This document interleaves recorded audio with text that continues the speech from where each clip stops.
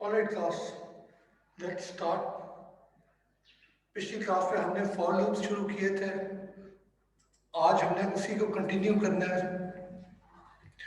सबसे पहले for loop के कुछ एग्जांपल करेंगे, फिर देखेंगे कि फॉर लूप्स में क्या कॉमन मिस्टेक्स हैं जो कि लोग कर सकते हैं। और अगला जो हमने आज कॉन्सेप्ट करना है वो वेरिएबल स्कोप का है कि एक वेरिएबल जो है उसे प्रोग्राम में कहाँ कहाँ पे इस्तेमाल किया जा सकता है। ठीक है, तो सबसे पहले ये एक प्रैक्टिस क्वेश्चन करें कि write a program that prints your name 5 times. ठीक है, चलें जी। और ये आपको यू हैव 3 मिनट्स ये हो जाना चाहिए। बहुत सिंपल है, सिंपल फॉर लूप का इस्तेमाल करना है आपने। और जब हो जाए तो फिर अपना रेज हैंड वाली ऑप्शन पे क्लिक करना है। अस्सलाम वालेकुम सर जी। वालेकुम सलाम। हाँ जी उसामा। सर मेरा इशू है, मैंने आपको भी एक मेल भी की थी। सर असाइनमेंट 4 और 5 की सबमिशन थी 8 डेट पर। क्लास के एंड पे बात कर लेते हैं। चलें ठीक है सर।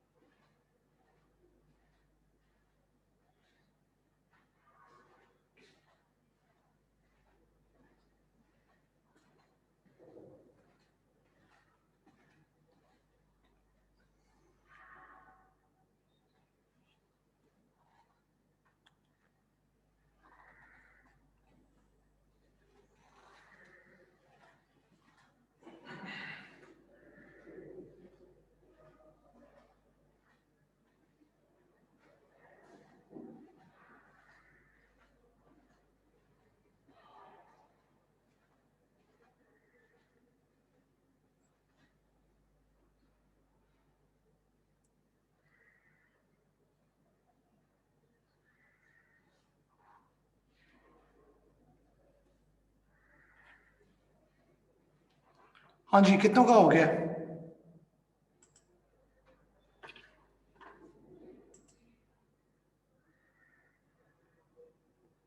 ऑलराइट, इसका सोल्यूशन देख लेते हैं।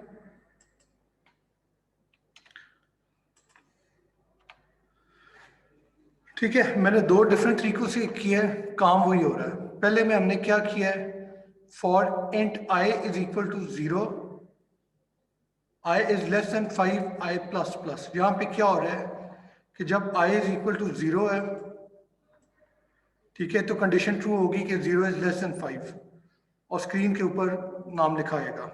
ठीक है, उसके बाद जो है आई प्लस प्लस होगा और पहली आइट्रेशन यहाँ पे ख़त्म होगी।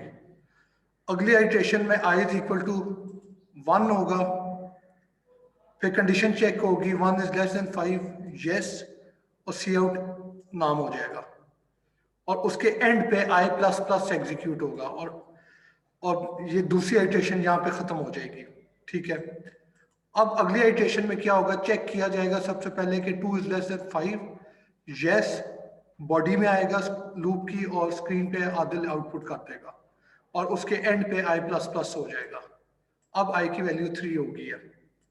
ठीक है, अब अगली आइट्रेशन शुरू होगी, वो चेक करेगा 3 is less than 5, yes, loop की बॉडी में आएगा, सी आउट आदिल करेगा और उसके एंड पे आई प्लस प्लस हो जाएगा। अब आई की वैल्यू 4 हो गई है। ठीक है, अब वो चेक करेगा कि 4 is less than 5, yes, cout आदिल होगा और उसके बाद आई प्लस प्लस हो जाएगा और अब आई की वैल्यू 5 है। अब दोबारा अगली आइट्रेशन शुरू करेगा, वो चेक करेगा आई इज लेस देन 5 और यहाँ पे जो है कंडीशन फॉल्स हो जाएगी। ठीक है, तो अब लूप की बॉडी में नहीं जाएगा और इस कर्ली ब्रेस के बाद जो भी लाइन ऑफ कोड है उसकी एग्जीक्यूशन स्टार्ट हो जाएगी। ठीक है, तो आप देख सकते हैं कि 5 दफा डिस्प्ले हुआ है।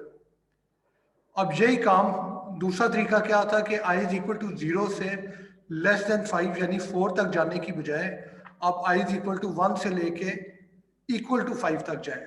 यानी अब i इज इक्वल टू 1 पे कंडीशन ट्रू होगी, 2 पे कंडीशन ट्रू होगी, 3 पे, 4 पे और 5 पे कंडीशन ट्रू होगी।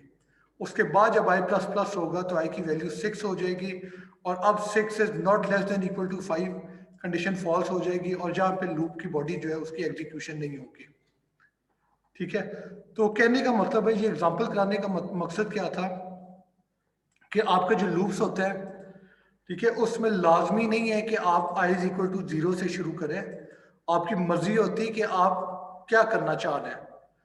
यानी इस एग्जांपल में i इज इक्वल टू 0 से शुरू किया है, यहाँ पे i इज इक्वल टू 1 से शुरू किया है।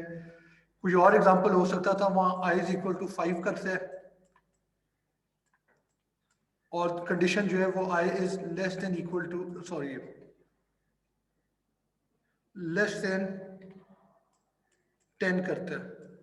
तो यहाँ पे भी लूप जो है 5, 6, 7, 8, 9 के लिए रन करना था। सर हाँ जी, सर हम इस तरह कर सकते थे कि हम लोग 5 से नीचे जाते 0 तक और उसको हम लोग उल्टा प्रिंट कर देते, 5 4 3 2 1 कर देते, तो आदिल आदिल आ जाता 5 दफा। अगर हम लोग माइनस माइनस आई कर देते तो वो रन होता। क्लास देखें, आपने बस इस चीज का ध्यान रखना है। सबसे पहले आपकी एक इनिशियलाइजेशन होनी जरूरी है। लेट सपोज इन्होंने int i is equal to 5 किया, ठीक है। अब अगर आपने इस लूप को 10 दफा रन करना है तो आपकी कंडीशन डिसाइड करेगी कि कितनी दफा लूप रन होगा। यानी मैं ये भी कर सकता हूं i इज लेस देन 10, ये कंडीशन है, और ये कंडीशन कब ट्रू होगी, i इज इक्वल टू 5 पे ट्रू होगी, 6 पे ट्रू होगी, 7 पे ट्रू होगी, 8 पे ट्रू होगी और 9 पे ट्रू होगी। ठीक है, और यहां पे मैं i प्लस प्लस करता हूं। दूसरी ऑप्शन क्या हो सकती है कि मैं कंडीशन लगा दूं कि i इज ग्रेटर देन 0। पर अब अगर मैं लूप को i प्लस प्लस करता हूं तो क्या होगा, पहले i इज इक्वल टू 5 है, 5 is greater than 0, condition true हो जाएगी। फिर i प्लस प्लस होगा, i 6 हो जाएगा, 6 इज ऑल्सो ग्रेटर देन 0, वो भी कंडीशन ट्रू हो जाएगी। फिर 6 के बाद 7 होगा i, फिर 8, फिर 9, फिर 10, 11, 12 और ये लूप खत्म ही नहीं होगा। यानी i की वैल्यू बढ़ती जाएगी और हर हार में वो 0 से बड़ा ही होगा। ठीक है, तो ये कंडीशन ट्रू ही रहेगी। तो यहां पे फिर आप क्या करेंगे, i प्लस प्लस की बजाय i माइनस माइनस कर देंगे। यानी अब क्या हो रहा है, पहले i इज इक्वल टू 5 है, वो कंडीशन चेक करेगा 5 is greater than 0, yes, loop की बॉडी में आके वो सी आउट कर देगा और पहली इटरेशन के एंड पे वो i माइनस माइनस कर देगा। यानी i 5 था, अब i 4 हो जाएगा। फिर अगली इटरेशन में i 3 हो जाएगा, उससे अगली में i 2 होगा, उससे अगली में i 1 होगा और उससे अगली में i 0 हो जाएगा। और जब i 0 हो जाएगा तो चेक करेगा कि 0 is greater than 0, false, loop की बॉडी में नहीं जाएगा अंदर और लूप की एग्जीक्यूशन खत्म हो जाएगी। तो बात यह है कि आपने लूप को अगर 5 दफा रन करना है तो you just have to make sure कि आपकी इनिशियलाइजेशन उसके मुताबिक है, आपकी कंडीशन जो चेक होनी है वो उसके मुताबिक हो और i की वैल्यू को आप किसी तरीके से मॉडिफाई कर रहे हो।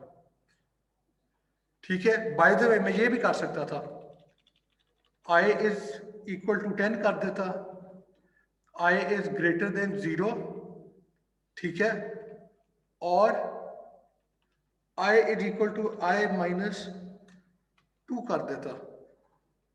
अब क्या होगा, i 10 होगा, कंडीशन ट्रू, अगली उस आइट्रेशन के एंड पे i की वैल्यू 8 हो जाएगी, फिर भी कंडीशन ट्रू है तो अगली आइट्रेशन राउंड होगी, फिर 8 के बाद 6 होगी, फिर भी कंडीशन ट्रू है, फिर अगली आइट्रेशन में 6 की बजाय 4 होगी, कंडीशन ट्रू, उससे अगली आइट्रेशन में 4 की बजाय i की वैल्यू 2 हो जाएगी, अभी भी कंडीशन ट्रू है। उससे अगली आइट्रेशन में जब i is equal to i minus 2 करेंगे तो i की वैल्यू 2 से 0 हो जाएगी, अब कंडीशन फॉल्स हुई है। तो ये लूप कितनी दफा रन कर रहा है? 5 दफा कर रहा है।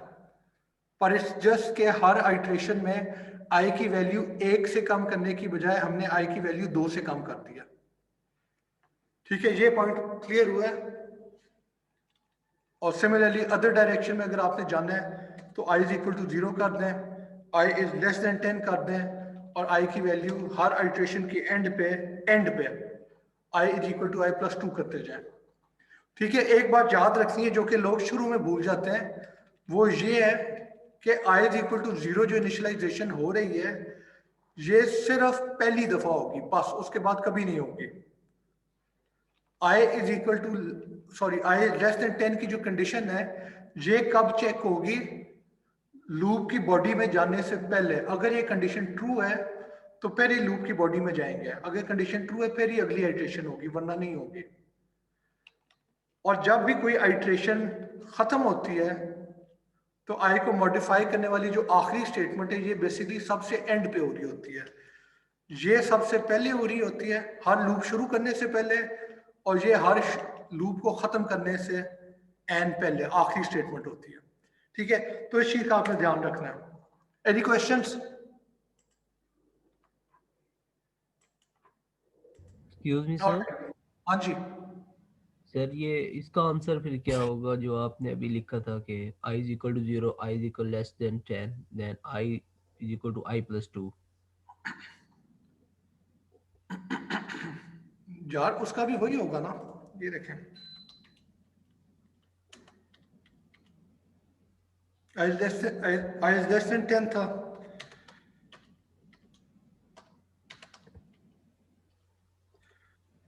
Yes sir. ठीक है, ये है by the way i is equal to I plus 2, हमने पिछली क्लास में देखा था, उसे लिखने का एक और तरीका हो सकता है आई प्लस इक्वल टू 2, यानी आई के अंदर 2 यस ऐड सर। करने के बाद उसकी वैल्यू आई में स्टोर करता है। खैर, तो यार इसमें अब क्या होगा, इसका भी ड्राई रन कर लेते हैं। चले, सबसे पहले आई 0 है, ठीक है, कंडीशन ट्रू है, यस एग्जीक्यूशन हो जाएगी।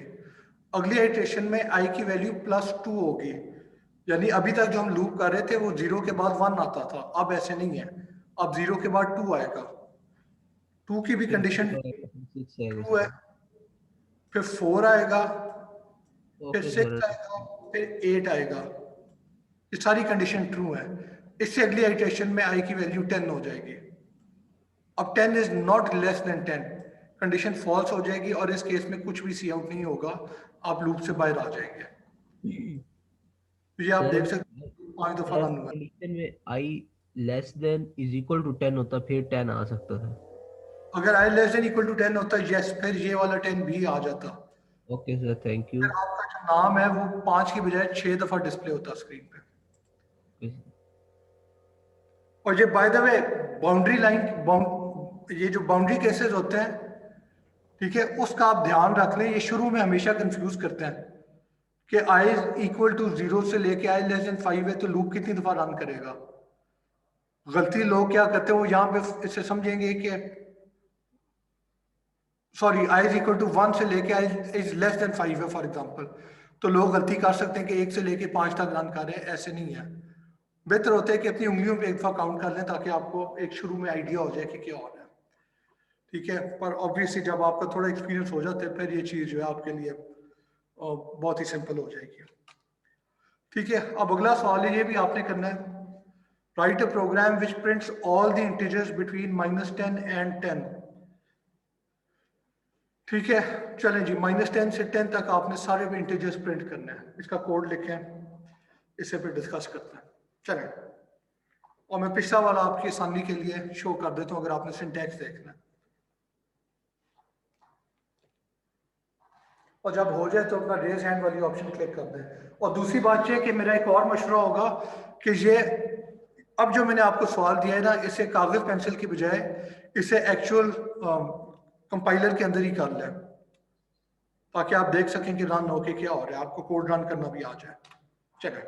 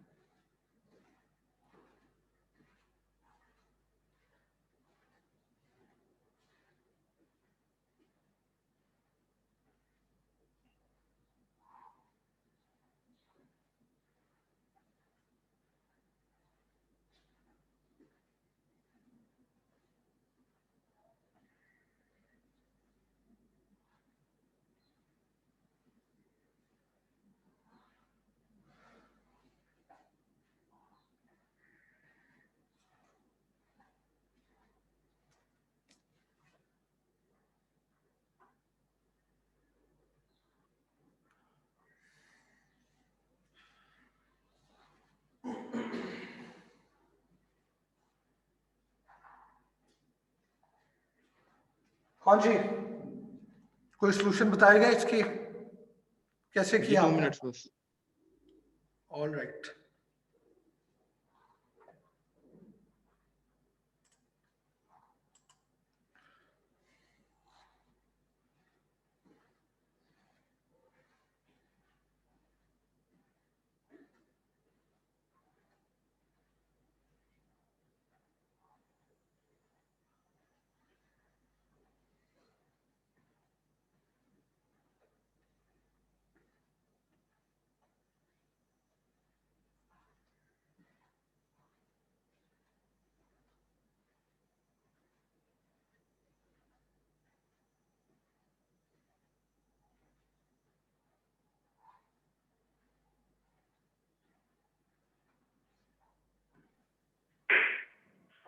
Sir, I have a question.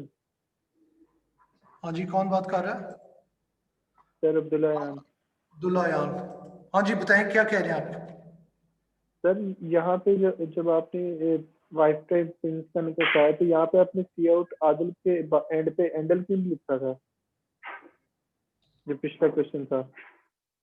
Yes क्या सर, लिखा था? यहाँ पे आदिल सी आउट आदिल के बाद एंडल क्यों नहीं लिखा हुआ? यार मैंने सवाल दिया था कि write to program that prints your name 5 times. अब 5 टाइम्स आप एक ही लाइन पे करना चाहते हैं, स्पेस दे के करना चाहते हैं, मल्टीपल लाइन पे करना चाहते हैं, वो आपकी मर्जी है।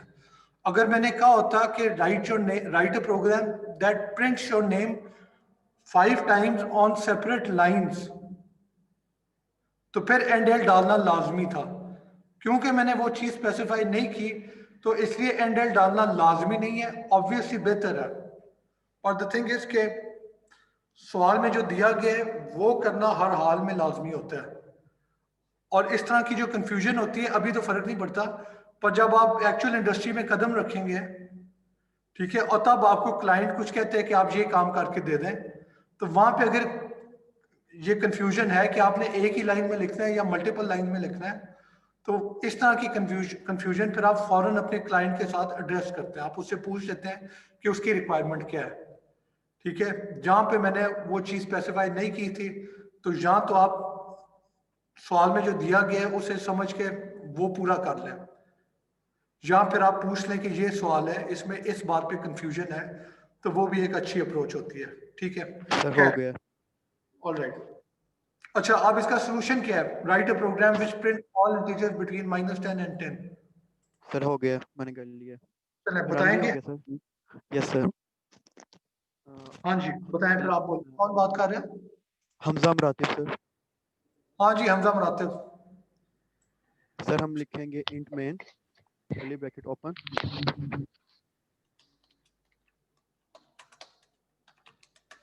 लूप की स्टेटमेंट फॉर। सॉरी एक मिनट क्लास, आप लोग एक चीज देखते होंगे कि जब मैं कर्ली ब्रेस ओपन करता हूं तो मैं फौरन ही क्लोज का लाइन भी लिख देता हूं। ठीक है, तो ये भी एक अच्छी प्रैक्टिस है कि आपने जब भी कोई लूप लिखना है या कोई इफ एल्स लिखना है या इंट मेन ही लिखना है, जैसे ही आप कर्ली ब्रेसेस ओपन करेंगे सबसे पहले अगली लाइन पे कर्ली ब्रेस क्लोज भी डाल दे, ताकि ये बाद में आप भूल ना जाए या गुम ना जाए और वो कंफ्यूजन ना हो। ठीक है, अब मैं एक्चुअल कोड लिखना शुरू करूंगा। तो हाँ जी बताएं यार, आप क्या कहते हैं? फॉर हाँ जी, int I is equal to -10 okay, semicolon ठीक है, I is greater than equal to 10 less than sorry sir less than फिर semicolon okay. Semicolon I plus plus. और ये बार बार सेमी कोलन कह रहे थे, तो इस चीज का आपने ध्यान रखना है कि सेमी कोलन किस जगह पे आएगा। ठीक है, इन्होंने बिल्कुल सही आइडेंटिफाई किया है कि सेमी कोलन इन दो जगहों पे होना चाहिए, यहां पे सेमी कोलन नहीं आएगा। यहाँ पे सेमी कोलन डालने का मतलब है कि आप कह रहे हैं कि फॉर लूप की बॉडी एग्जिस्ट ही नहीं करती, इसके अंदर है ही कुछ नहीं और। ठीक है, तो सेमी कोलन कहाँ पे आना चाहिए उसका बस ध्यान रख लिया करना। सर सी आउट ऑपरेशन साइन आई और एंड सी आउट, हाँ जी, आई बस और एंडल कर और फिर ऑपरेशन साइन एंडल कर दें बस। ठीक है, यस सर परफेक्ट। बस। परफेक्ट, ठीक है। तो क्लास ये सिंपल कोड था। मैंने आपको कहा था कि आपने -10 से लेके 10 तक जितने भी इंटीजर्स हैं उन्हें प्रिंट करना है, ठीक है। सिंपल होगा, आपका लूप जो है वो -10 पे स्टार्ट होगा और -10 से 10 तक जाएगा, और आई की जो भी वैल्यू है, जो कि पहली इटरेशन में -10 होगी, फिर -9, फिर -8, फिर -7 अप टिल 0, और 0 के बाद 1 2 3 4 5 6 7 8 9 10, ये सारे आई की वैल्यूज जो है वो डिस्प्ले हो जाएंगी, प्रिंट हो जाएंगी। उसके बाद जब आई की वैल्यू 11 होगी, तो अब ये जो कंडीशन थी कि I is less than equal to 10, ये कंडीशन फॉल्स हो जाएगी और आपका लूप जो है वो खत्म हो जाएगा। सर हाँ जी, सर यहाँ पे कोई लाइब्रेरी अलग इस्तेमाल हो रही है क्योंकि मेरा रन नहीं हो रहा। आप ये एग्जैक्ट कोड लिखें, ठीक है।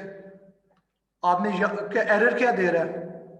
हाँ, लाइब्रेरी तो चाहिए यार, हैश इंक्लूड आईओस्ट्रीम, ये इसके डाल दिया अलावा है।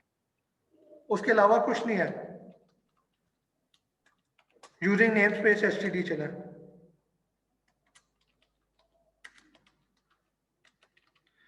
ठीक है। उसके बाद इंट मेन है, फिर फॉर लूप है, और फॉर लूप में ये इंट लिखना है। बाय द वे मैसेज क्या आ रहा है? एरर मैसेज क्या है? कौन बात कर रहा है यार? सर प्राइमरी एक्सप्रेशन वो ग्रेटर देन दिखा रहा है इधर। आपने आई ग्रेटर देन मैं इक्वल दोबारा आपका हाँ जी अब हो गया रन, अब हो अब हो गया, गया सर रन। ठीक है।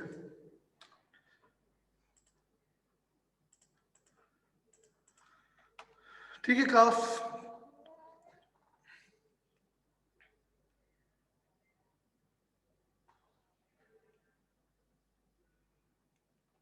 आई थिंक मैंने गलती से दोनों लिख दिए हैं, ठीक है।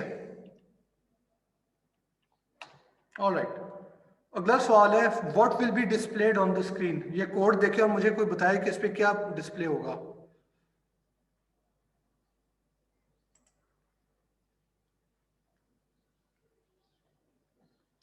हाँ जी,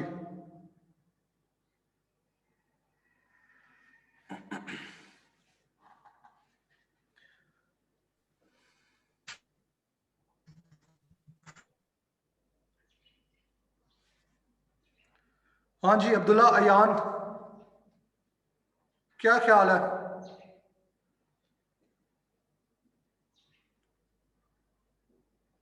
क्लास,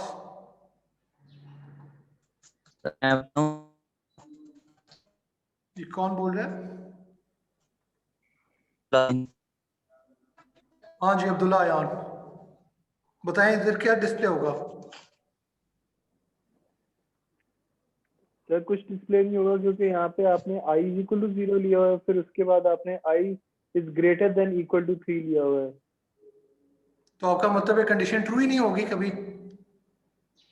यस, नहीं सर हो सके, लेकिन यहाँ पे वैल्यू ज्यादा हो आने सकती लग है, एक जाएगी, मिनट यार, 30 ज्यादा। एक मिनट, हो सकती है कैसे आप कह रहे हैं?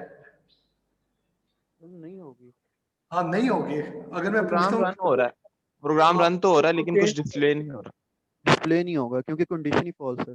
यस क्लास, देखें प्रोग्राम आपका बिल्कुल ठीक रन होगा, इस कोड में कोई सिंटैक्स का एरर नहीं है, कंपाइल भी होगा और एग्जीक्यूट भी होगा। मसला क्या है कि स्टार्ट में आई की वैल्यू जो है इज इक्वल टू 0 होगी, ठीक है। अब वो कंडीशन चेक करेगा 0 is greater than equal to 3, तो कंडीशन वहीं पे फॉल्स हो गई है, तो वो पहली दफा भी इधर नहीं जाएगा, ठीक है। तो इस चीज का आपने ध्यान रखना है कि आप जब भी कोई लूप बनाते हैं तो कंडीशन ऐसी होनी चाहिए कि आपकी लॉजिक के मुताबिक कंडीशन ऐसी होनी चाहिए कि जब वो कंडीशन फॉल्स होगी तो लूप खत्म हो जाएगा। जब तक वो कंडीशन ट्रू है तब तक लूप चलता रहेगा। यानी I is greater than equal to 3 की बजाय अगर कंडीशन होती I is less than equal to 3, तो अब क्या होना था? अब आई इज इक्वल टू 0 पे भी कंडीशन ट्रू होती, अगली आइट्रेशन में आई इज इक्वल टू 1 होता, उस पर भी कंडीशन ट्रू होती, फिर आई 2 होता, फिर आई 3 होता, यहाँ पे इन सारों में कंडीशन ट्रू होती। जब आई 3 के बाद 4 हो जाता तो अब कंडीशन फॉल्स होती कि क्योंकि 4 is not less than greater than, sorry इसकी बात कर रहे हैं ना, 4 is not less than equal to 3, तो कंडीशन फॉल्स हो जाती। पर जब आपने i is greater than equal to 3 का चेक लगाया तो वो तो पहली आइट्रेशन में ही फेल हो जाता है, वो अंदर आने से पहले ही फेल हो जाता है कि 0 जो है 0 ग्रेटर देन इक्वल टू 3 है, नहीं है, दिस इज फॉल्स, आपका लूप जो है वो अंदर आएगा ही नहीं। ठीक है, तो इस कंडीशन का आपने ध्यान रखना होता है। ये आपकी जब प्रैक्टिस हो जाएगी, मल्टीपल कंडीशन आप कर लेंगे तो उसके मल्टीपल एग्जांपल्स कर लेंगे कंडीशंस के, तो फिर आपको आई थिंक ये क्लियर होना शुरू हो जाएगा। अगला सवाल देखें। अब इस एग्जांपल में बताएं what will be displayed on the screen. इन दोनों में आप ये अपने कॉपी में लिखें यार, कागजों पे लिख लें। यानी कुछ लोग 2-3 लोग जवाब दे जा रहे हैं, बाकी जवाब नहीं दे रहे, तो आप भी कोशिश करें ताकि आपकी इन्वॉल्वमेंट हो, आपको ज्यादा क्लियर होगा। और अगर आप गलत जवाब दे देते हैं तो उसमें मसला नहीं होता, क्योंकि गलती करके जब मैं आपको ठीक करूंगा तो वो कॉन्सेप्ट पक्का हो जाएगा। खैर चलें, इन दोनों की आउटपुट लिखें।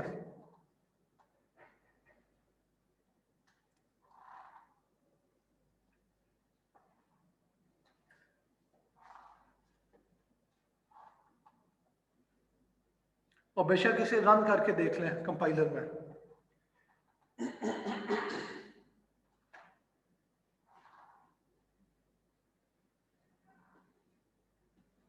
तो पहला वाला तो एरर देगा ना, सी आउट एंडल वगैरह जगह पे।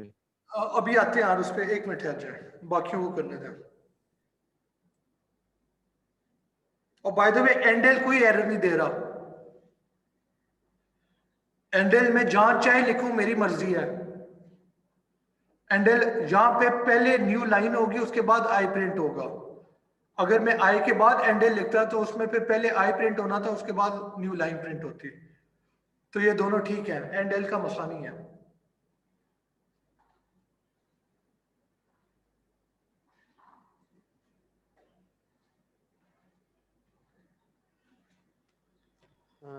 सर ये जो आपने उसके बाद लूप के स्टेटमेंट के बाद लगाया ना, सी आउट एंडल और आई, सर यहाँ पे एरर दे रहा है क्योंकि जो आई है वो डिक्लेयर ही नहीं किया हमने, बस उसके स्टेटमेंट से बाहर लग रहा है, तो ये एरर देगा। यार बाकियों को भी करने दें, और आई डिक्लेयर तो किए हुए मैंने सारे। नहीं, आई तो सर आपने डिक्लेयर किए हैं, लेकिन ये लूप स्टेटमेंट के अंदर है ना, हमने बाहर लगाया है सी आउट एंडल और आई, तो ये नहीं कर यार रहा। इस पे आते हैं, ठीक है 2 मिनट ठहर जाए, बाकियों को सोचने दें इस पे।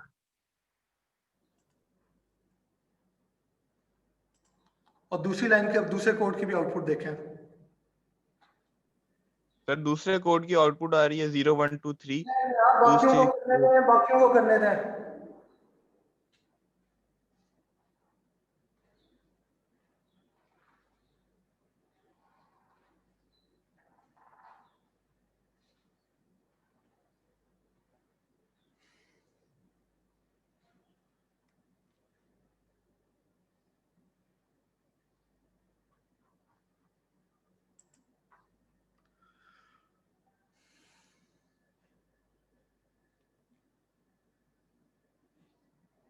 हाँ जी यार, कोई और स्टूडेंट जवाब देना चाहेगा?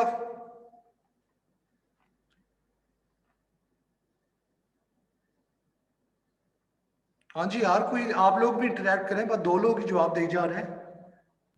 सर पहले में तो वही आई डिक्लेयर नहीं आ रहा। अच्छा, और दूसरे में क्या आउटपुट आ रही है? अभी रन कर रहे हैं। नहीं, रन किए बगैर आपको पता लग जाना चाहिए। सर क्लास 0 1 2 3 आएगा सर। ओके, अब इसका जवाब पे डिस्कस कर लेते हैं। इन्होंने कहा है कि 0 1 2 3 आएगा, ठीक है। क्लास सबसे पहले इस राइट हैंड कोड पे आए, आई इज इक्वल टू 0 है, कंडीशन ट्रू है, ठीक है, आई वो सी आउट हो जाएगा। फिर i is equal to 1, condition true है, सी आउट।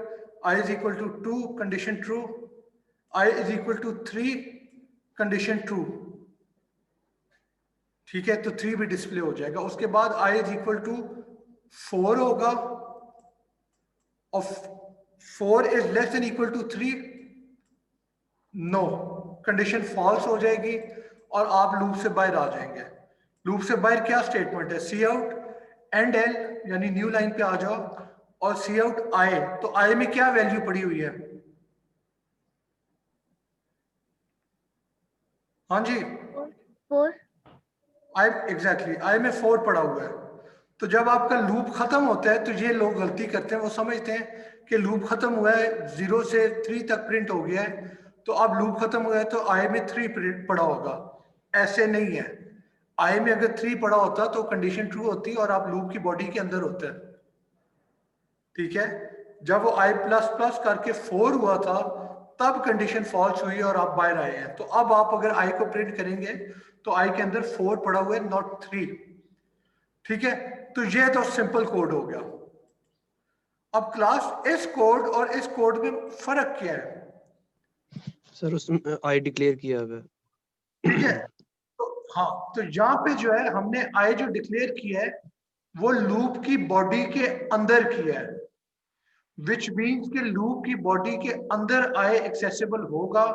उससे बाहर अगर आप आई को एक्सेस करने की कोशिश करेंगे तो वो एरर दे देगा, वो आपका कंपाइलर कह देगा कि आई कहाँ से आए, आपने डिक्लेयर नहीं किया। इस कॉन्सेप्ट पे हम जरा आगे बात करते हैं। यहाँ पे आप देखें तो यहाँ पे आपने आई को पहले डिक्लेयर किया है, लूप की बॉडी में अंदर, लूप के बॉडी के अंदर डिक्लेयर नहीं किया, लूप पे आने से पहले ही आपने डिक्लेयर किया है। तो इसलिए अब इस पूरे कोड के अंदर आई जो है एक्सेसिबल होगा, इसलिए यहाँ पे कोई एरर नहीं मिला आपको, यहाँ पे आपको एरर मिला था। ठीक है, अब इसकी डिटेल देखते हैं। तो क्लास जब भी आप कोई डिक्लेयर करते हैं वेरिएबल तो उसका एक स्कोप होता है। स्कोप रूल बेसिकली ये बता रहा होता है कि आपका जो भी वेरिएबल डिक्लेयर हुआ है वो प्रोग्राम के किस हिस्से के अंदर एक्सेसिबल होगा, कहाँ पे एक्सेसिबल नहीं होगा। स्कोप जो है, फाइल स्कोप, डिफरेंट टाइप के स्कोप होते हैं। एक फाइल स्कोप होता है, फाइल स्कोप का मतलब है कि आपका वेरिएबल पूरी फाइल के अंदर कहीं पे भी एक्सेस हो सकता है। उसके बाद फंक्शन स्कोप होता है, ठीक है, यानी मेन आपने लिखा था तो मेन के अंदर जो स्कोप है कि पूरे के पूरे मेन फंक्शन में वेरिएबल एक्सेसिबल होगा। फंक्शन क्या होता है? बेसिकली फंक्शन एक ब्लॉक ऑफ कोड है, ठीक है, जो कि इकट्ठे एक दूसरे के साथ इंटरैक्ट करता है। आपका फंक्शन क्या होता है? एक ब्लॉक ऑफ कोड है जो कि रिलेटेड एक्शंस परफॉर्म करता है एक खास एंड गोल अचीव करने के लिए। यानी एग्जांपल दें तो मैं एक फंक्शन बना देता हूं जो कि आपको प्राइम नंबर कैलकुलेट करके देता है। ठीक है, एक और मैं फंक्शन बना देता हूं जिसमें आप एंगल देंगे उसे तो वो आपको बता देगा कि इस एंगल का कॉस थीटा क्या है, कोसाइन क्या है। ठीक है, तो वो फंक्शन है।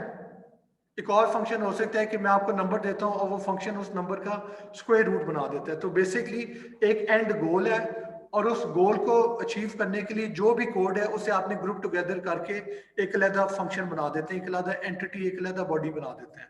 तो ये फंक्शन का कॉन्सेप्ट है। फंक्शन स्कोप क्या होता है कि आपका वेरिएबल उस पूरे फंक्शन के अंदर कहीं पे भी आप एक्सेस करना चाहें आप कर सकते हैं, उसके अलावा जो है वो एक्सेस नहीं हो सकता। ठीक है, यानी उस फंक्शन से बाहर। और आखिरी जो हम स्कोप की बात कर रहे हैं वो ब्लॉक स्कोप है।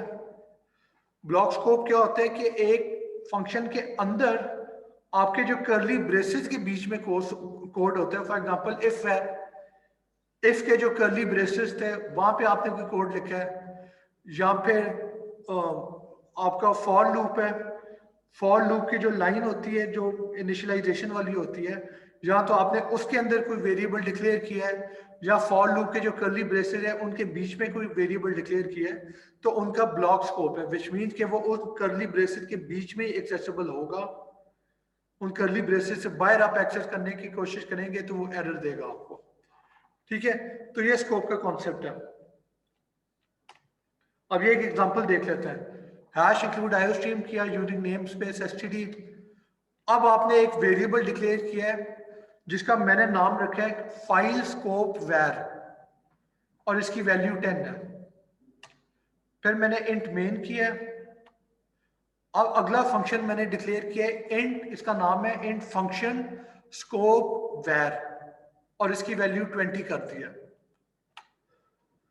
इफ ट्रू, या एक इफ स्टेटमेंट है, और bye the way if statement में आप कंडीशन की बजाय ट्रू या 1 लिख दें तो उसका मतलब है कि ये हमेशा ट्रू होगा और इसकी बॉडी में आप जाके एग्जीक्यूशन करेंगे तो ये ठीक है सिंटैक्स, अगर मैं ट्रू लिखना चाहूँ। जहां पे मैंने वेरिएबल डिक्लेयर किया है इंट इफ ब्लॉक स्कोप वैर और इसकी वैल्यू मैंने 30 कर दी है। अब मैं सी आउट करता हूं फाइल स्कोप वैर, फंक्शन स्कोप वैर और इफ ब्लॉक स्कोप वैर जो वेरिएबल्स हैं। बाय द वे वेरिएबल में वैर लिखना लाजमी नहीं होता, ये मैंने इस नाम सिर्फ लिख दिए हैं।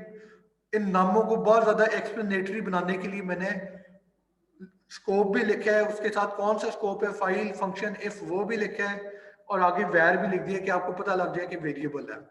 ठीक है, एनीवे तो जब आप फाइल स्कोप वैर को डिस्प्ले करेंगे तो स्क्रीन पे 10 लिखा हुआ आ जाएगा। जब आप फंक्शन स्कोप वैर को सी आउट करेंगे तो स्क्रीन पे 20 लिखा हुआ आ जाएगा और जब आप इफ ब्लॉक स्कोप वैर को सी आउट करेंगे तो स्क्रीन के ऊपर 30 लिखा हुआ आ जाएगा। ठीक है, यहां तक सब क्लियर है। आगे आ जाए, अब मैं एक लूप बनाता हूं for int loop block scope var a is equal to 0, loop block scope var a is less than 1 और loop block scope var a plus plus. ये आपका बेसिक लूप है। आपका एक लूप वेरिएबल है जिसका नाम आपने loop block scope var a रखा है और अगर ये शुरू में 0 है और जब तक ये लेस देन 1 है तब तक लूप एग्जीक्यूट करेगा। जैसे ये इक्वल टू 1 हो जाएगा आपकी एग्जीक्यूशन खत्म हो जाएगी। चले, अब इस लूप में आपने एक नया वेरिएबल डिक्लेयर किया है इंट लूप ब्लॉक स्कोप वैर b और इसकी वैल्यू आपने 40 कर दी है। आगे आ जाए, अब आप सी आउट करते हैं फाइल स्कोप वैर और फंक्शन स्कोप वैर। तो क्लास देखें, फाइल स्कोप ये वेरिएबल आपने फाइल के अंदर डिक्लेयर किया है पर किसी भी फंक्शन के अंदर डिक्लेयर नहीं किया। तो इसका मतलब है कि इस पूरी फाइल के अंदर आप कहीं पे भी इस वेरिएबल को इस्तेमाल करना चाहेंगे आप उसे कर सकते हैं। ठीक है,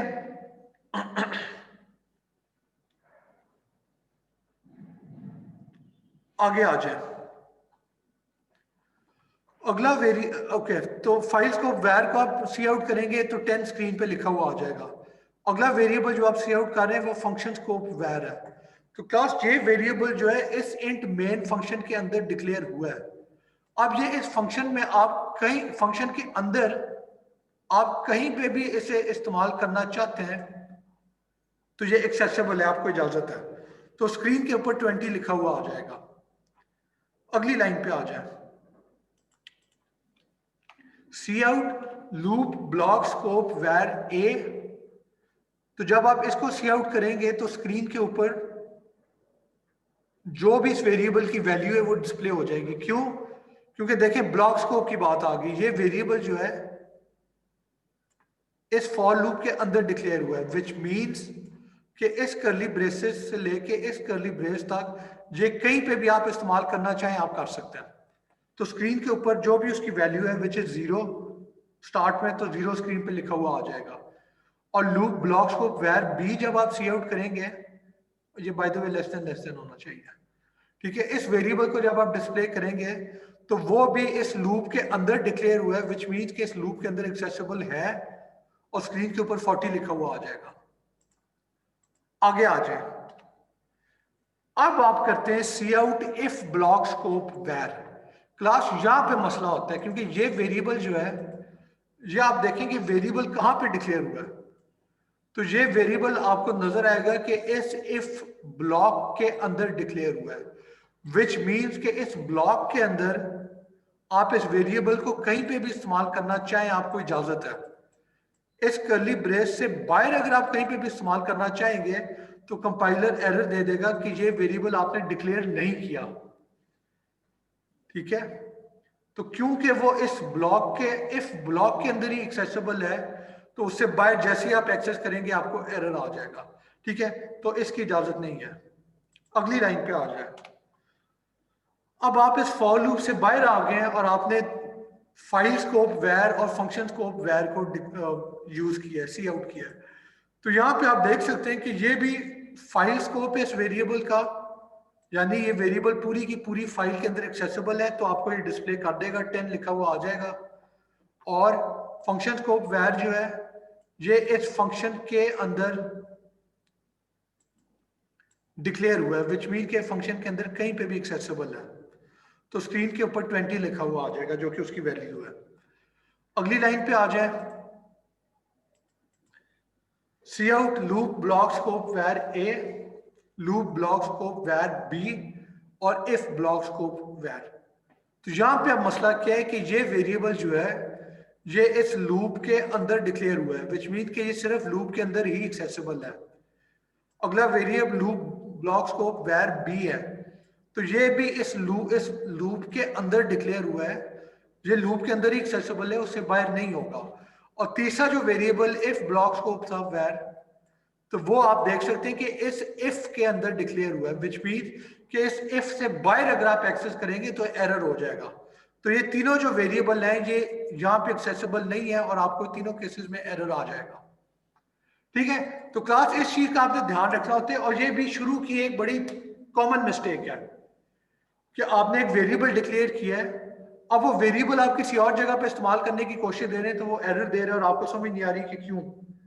तो वहां पे सिंपल तरीका होता है, आप चेक कर लें कि आपका जो वेरिएबल है वो आउट ऑफ स्कोप तो नहीं है।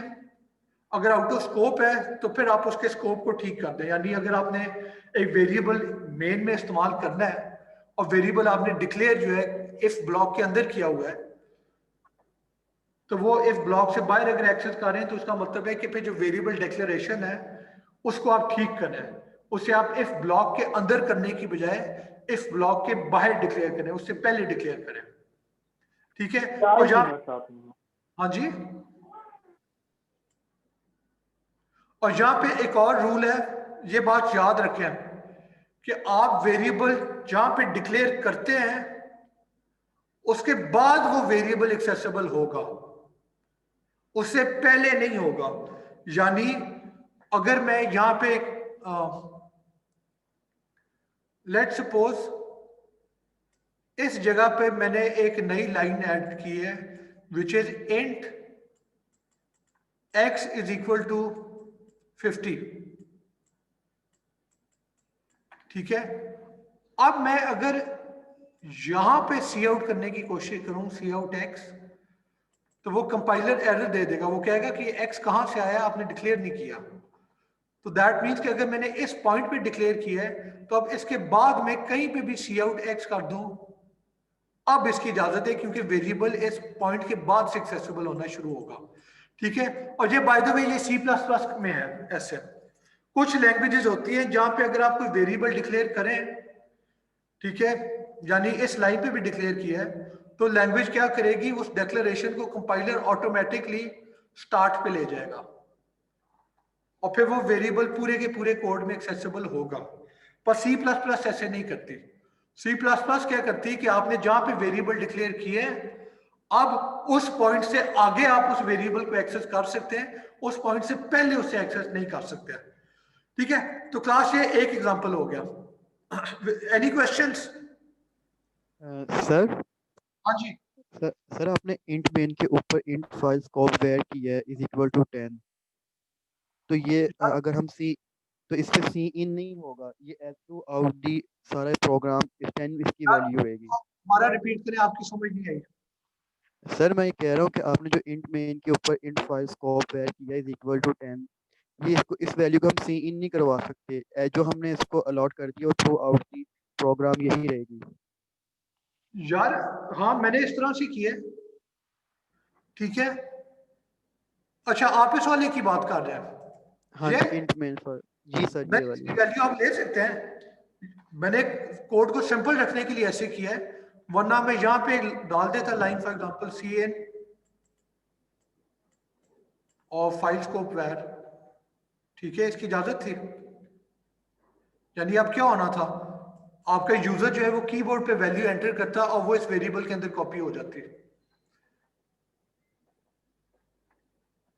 ठीक है, इसकी इजाजत होती है। यहां पे अगर आपने वेरिएबल फाइल स्कोप में किया है यानी मेन से बाहर किया है, तो अब ये मेन के अंदर एक्सेसिबल है। अब चाहे आप उसे सी आउट कराने के लिए इस्तेमाल करें, चाहे आप उसे सी इन के लिए इस्तेमाल करें, वो आपकी मर्जी है। ठीक है, ठीक। हाँ, अगर मैंने इसे कांस्टेंट किया होता, वो शुरू में आपको शुरू के लेक्चर में कांस्टेंट वेरिएबल टाइप भी कराई थी। तो Yes, कांस्टेंट का मतलब है कि अब यहाँ पे डिक्लेयर हो गया है, उसकी वैल्यू सेट हो गई है 10। अब पूरे के पूरे कोड में कहीं पे भी इस वैल्यू को आप चेंज नहीं कर सकते। पर वो होता है अगर कांस्टेंट था, जहां पे कांस्टेंट नहीं है, जहां पे सादा इंट वेरिएबल है। चलें आगे आ जाए क्लास। अब ये प्रैक्टिस क्वेश्चन है, इसका आंसर लिखें। जहां जहां पे सी आउट हो रहा है अब लिखेंगे स्क्रीन के ऊपर क्या डिस्प्ले होगा। चलें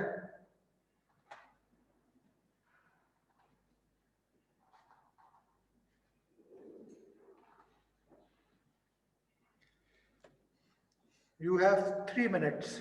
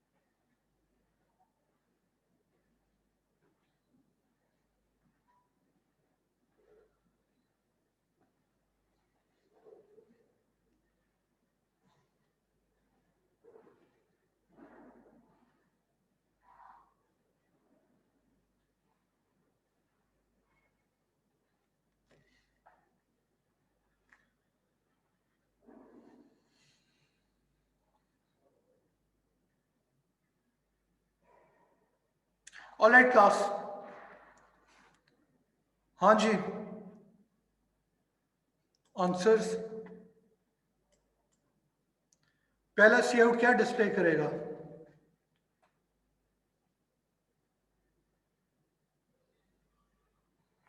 वॉलंटियर्स क्लास।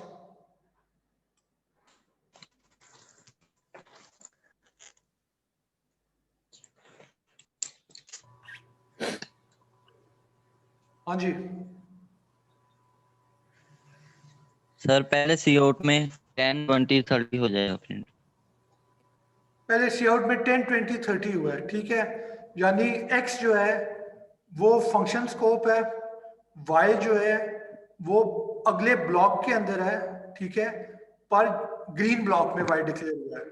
पर z जो है, z जो रेड वाला ब्लॉक है, क्योंकि वो ग्रीन ब्लॉक के अंदर है तो इसलिए वहां पे भी ये y की वैल्यू एक्सेसिबल होगी।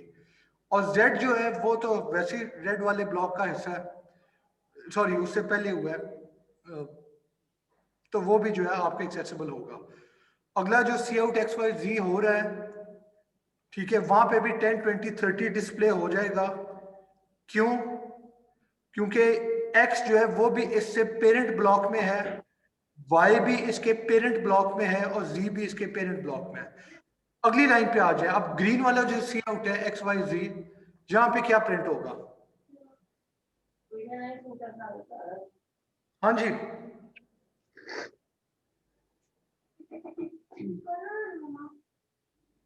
ये मुंह पे चपेट मारे। सर 20 30 देखिए यहाँ पे जो है, ठीक है, यहाँ पे x की वैल्यू जो है एक्सेसिबल होगी, ठीक है, क्योंकि ये जिस ब्लॉक में कोड आपने रन किया है, ये कोड जिस ब्लॉक का हिस्सा है, x उस ब्लॉक के यानी उसके पेरेंट में आप समझ लें, उसका बाप है, ठीक है। तो x तो एक्सेसिबल होगा, 10 डिस्प्ले हो सकता था।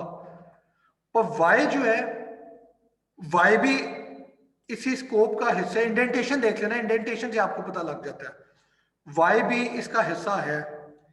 जी जो है, जी सिर्फ यहां से लेके यहां तक एक्सेसिबल है। यहां से बाहर अगर आप जी को एक्सेस करने की कोशिश करेंगे, क्योंकि जी डिक्लेयर इन करली ब्रेसेस के दरमियान हुआ है, तो अगर इन करली ब्रेसेस से बाहर जी को एक्सेस करेंगे तो वो आपको एरर दे देगा। तो इसीलिए जी की वजह से एरर होगा, एक्स वाई बिल्कुल ठीक था। अगली लाइन पे आ जाए, आगे क्या आउटपुट होगी, या रादर आगे किस वजह से एरर होगा।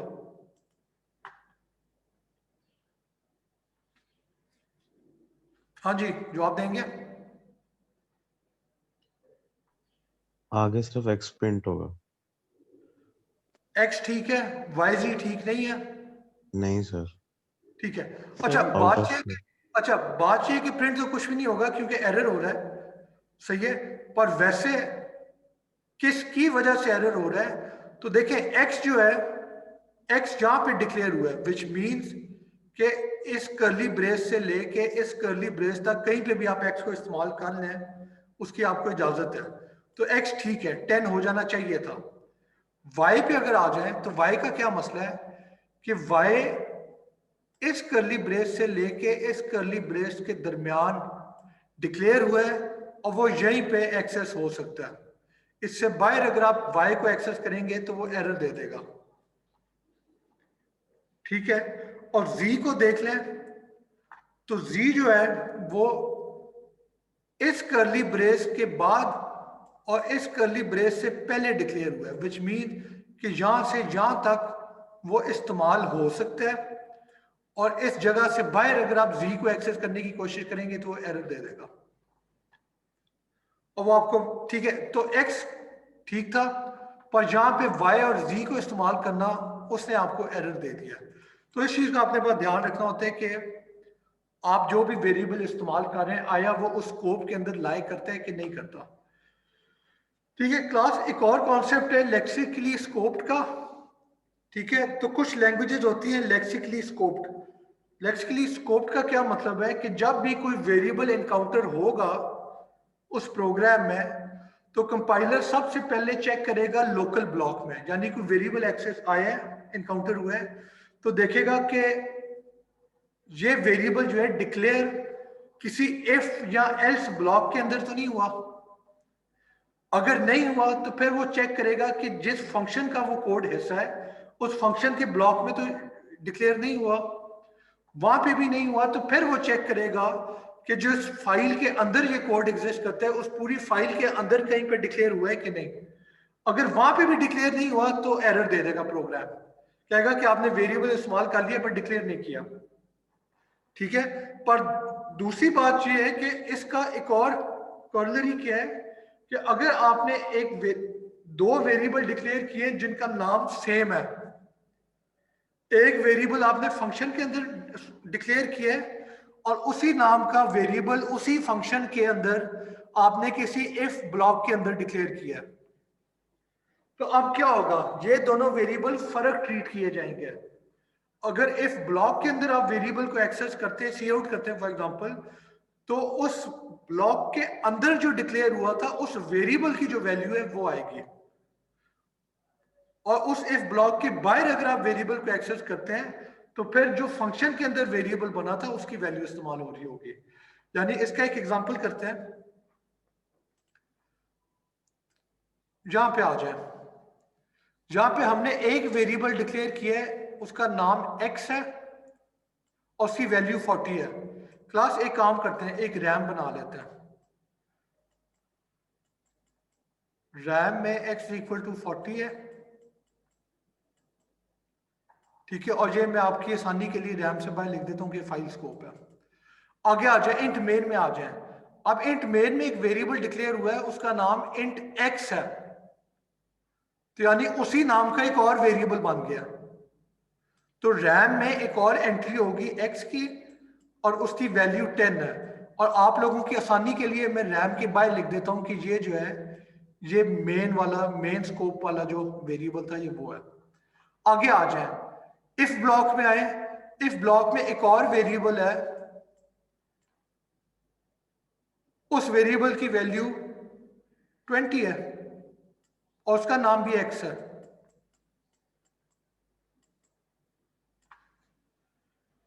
ठीक है, तो ये अब, और ये कौन सा है, ये आउटर इफ है।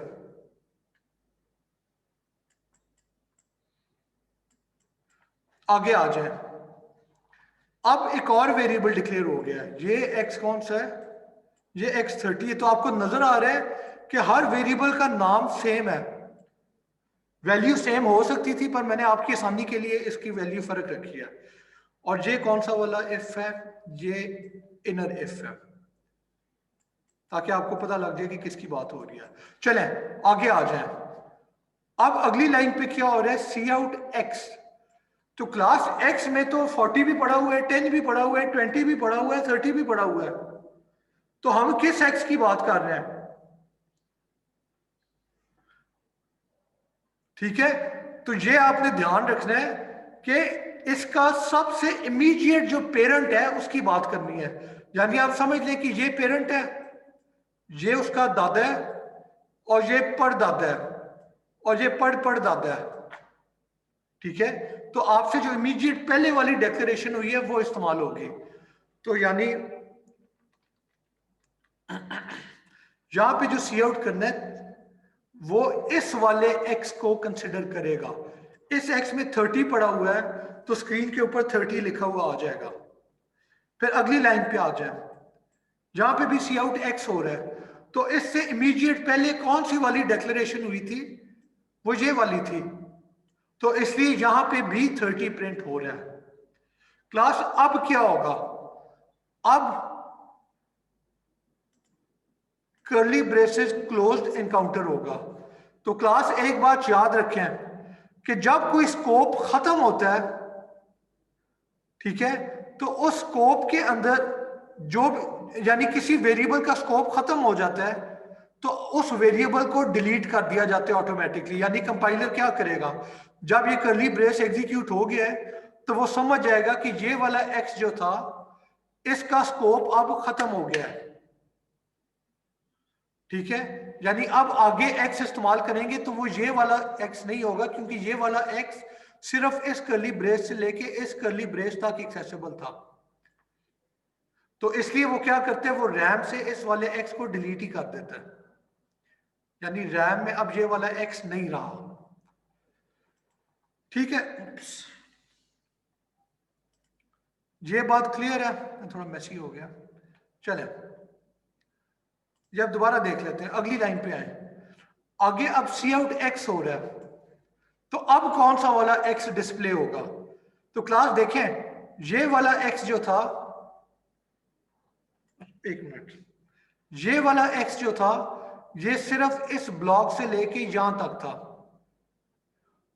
तो ऑब्वियसली ये तो अब खत्म हो चुका है, रैम से निकल चुका है। अब जो एक्स है तो देखेगा कि इससे इमीडिएट पहले वाली डिक्लेरेशन कौन सी थी, तो वो इस ब्लॉक के अंदर देखेगा, और इस ब्लॉक के अंदर जो डिक्लेयर हुआ है वो ये वाला एक्स है। ठीक है, तो इस एक्स के अंदर 20 पड़ा हुआ है, तो इसकी स्क्रीन के ऊपर जो वैल्यू आएगी वो 20 डिस्प्ले हो जाएगा। ठीक है यार, आगे आ जाए, अगली लाइन अब एग्जीक्यूट हो रही है, which is curly brace close. अब ये कर्ली ब्रेस क्लोज होने का क्या मतलब है कि इस इफ ब्लॉक के अंदर अगर कोई वेरिएबल डिक्लेयर हुआ था तो वो अब खत्म हो जाएगा, वो अब मर जाएगा, क्योंकि इस ब्लॉक के बाहर वो वेरिएबल वैसे ही एक्सेसिबल नहीं था। इस ब्लॉक के बाहर इस वेरिएबल का स्कोप है ही नहीं। तो कंपाइलर क्या करेगा, वो रैम से x इक्वल टू 20 को बाहर निकाल देगा। ठीक है, आगे आ जाए,